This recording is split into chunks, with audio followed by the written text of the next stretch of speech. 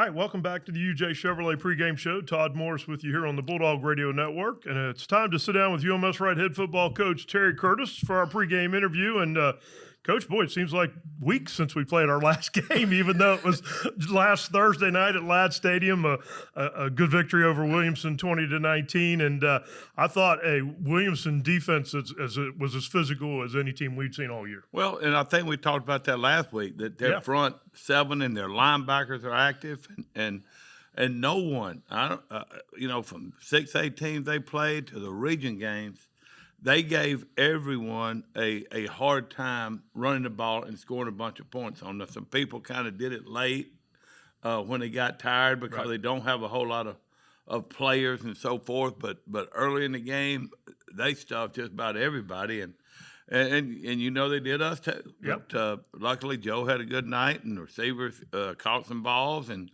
we had some good reads in the secondary against some stuff they were doing, and was able to find a way. Well, you said last week in the pregame we needed the wide receivers to get some separation and make some plays. We did that. We were 15 of 20 throwing the ball for over 200 yards, our best throwing performance of the night. And then all 3 touchdowns on the night come through the air, but not all of them from Joe. They had a trick play in there. Love to see that. Talk about the passing game as a whole. Well, I thought Joe, like I said earlier, had some good reads. We had the receivers kind of are getting used to zone and man and where to be and how to settle and how to sit down. And Roy McMahon, did that to perfection. Yeah. And, Lord, he may have caught more passes the other night than he's caught all year. And but he saw how to run the route, and Joe was able to throw it in there to him. And then we right before the half, we've had it in for several weeks, and I said, well, now's the time to throw it. Our main problem was who was going to throw it. We did a couple weeks ago, and I let my baseball guy throw it, and he floated it out there, and they knocked it down, if you remember, wide open. I forget who that was against. And Rowan said, Coach, he told me a couple weeks ago, Coach, I can throw it. And I said, Rowan, you don't even play baseball, man. I can throw it, Coach. And sure enough, he threw a perfect pass to a sophomore, Thomas Patacci, and it was fun to see Rowan, a senior, have that kind of game. Yeah, he did. He had a great game. But I thought the other positive of the game was we got down a couple times and nobody folded, nobody put their head between their legs. We fought ourselves back and then took the victory. Took the win really there in the fourth quarter and held on to it. Well, you kind of, when you kind of get down, you kind of look in the players' eyes. Right. You kind of look for their body language to kind of get a feel. But, our guys, you see no panic. They just kind of go about their business and in the huddle, okay, we got to score. We got to do this, that, and the other. And that last drive after the long punt return, which a lot of teams, that would have just totally deflated them, especially at that point in the game. And, we got the ball on the 25 or 30 and drove it right back down and scored, and then stopped them and then was able to run out the clock and get a first down, which was very big, and not give them another chance. Yep, that was big. And then here we are in the first round of the playoffs. We're going to go into as a number 4 seed, which we don't like to be because we got to go on the road. But everybody's 0-0 right now. Everybody's got the same chance as anybody else does. But we're going to play an undefeated team in Central Clay. Talk about what they possess that we haven't seen this year. In watching film, I think their offensive line's pretty good. Well, they're going to try to run it down your throat. Yeah. They could care less if they throw a pass, and if they do, it's kind of when they want to throw it, and more or less just to show you, hey, we can boot off this or we can do this, that, or the other. Not because they're really worried about complete, it looks like, because they're going to try to ram it down your throat. Yep. And you'll see a bunch of unbalanced slight formation.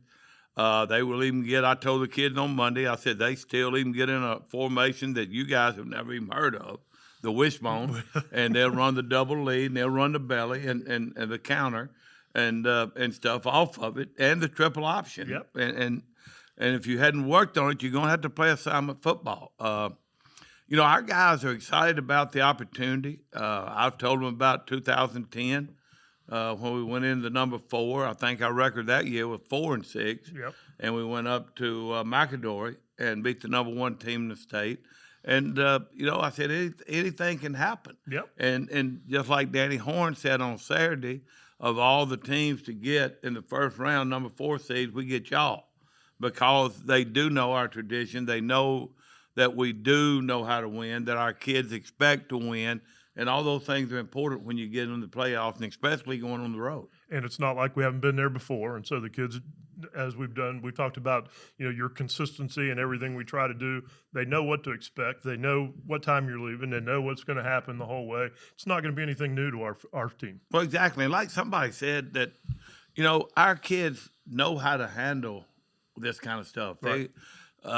They're not going to get real excited. They're going to go in there and they're going to do their job. And, they kind of relish these kind of opportunities. Now, we got to cut down on some mental mistakes. We kind of quit giving up big plays. It was just like the Williamson game. We gave up the long pass. We gave up the long run and the punt return. Yep. And outside those 3 plays, they don't move the ball a whole lot. But that's been the case against BC Rain. That was the case against Gulf Shores. That was the case against Faith. Everybody we played, we sit there and played. But then we're going to be good for 2 or 3 or 4, and now in the playoffs, everybody's going to be pretty good defensively. Right. Everybody's going to be well coached. Everybody's going to look at not making mistakes. So you've got to make your own mistakes, whether it's in the kicking game, offense, or defense. Right. So the other storyline of the game, of course, is the not just the relationship, but the similarities between you and Coach Horn, the head coach at Central Clay. You guys have both been in this game for a long time, been head coaches for 35 years. I mean, the numbers are really staggering. 8 state championships between the two of you. He's three victories behind you. I mean, there's just a lot of similarities. I know you all are friends. I know you don't want that to be the important part of the game, because it's not. But talk about that relationship and playing this game. You two playing each other for the first time is a big deal. I think it's pretty special that it just works out. We're both in the same class, because we've been 4A, they've been 4A, we've been 5A, back and forth. And a lot of coaches have probably played and won a lot of games, but not against each other. So Right. for it to just work out at this point in time, it's pretty cool. But, like you said earlier, thank goodness we're not playing in this game. And our kids are, but Danny does a great job. He does it right. He's a defensive coach. They're going to be where they're supposed to be. Right. Just like we like to hang our hat on that we're going to be where we like to be. Yeah. So they're well coached. They play hard. All the things that you want out of a bunch of kids. Now, you look at them on film, they look a lot like us. Right. They're not overly big. Now, they got a big offensive line, big center and that, but the rest of them are more like our kids. They've got some 140-pounders playing outside linebacker. Right. Inside linebacker, 170 pounds. But those suckers will feel and they're tough, and he's going to hang his hat on that. Yep. Yep. State game of the week, I believe. I think it's on TV and all that good Yeah, stuff. I think it's on the big one, and I'm excited about our kids with this opportunity. The way the season's gone. Yeah.